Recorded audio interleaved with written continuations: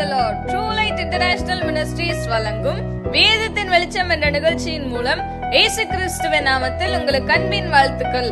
இன்றைக்கான கேள்வி, அநேகம் பேரை கொண்டாகிலும் கொஞ்சம் பேரை கொண்டாகிலும் ரட்சிக்க கர்த்தருக்கு தடை இல்லை என்றது யார்?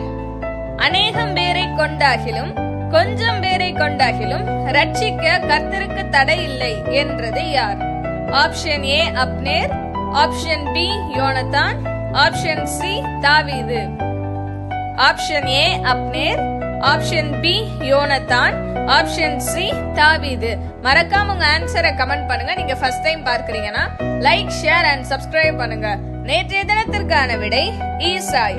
அப்பத்தையும் ஒரு துருத்தி திராட்சை ரசத்தையும் ஒரு வெள்ளாட்டு குட்டியையும் கழுதையின் மேல் ஏற்றி சவுலுக்கு அனுப்பினது ஈசாய்.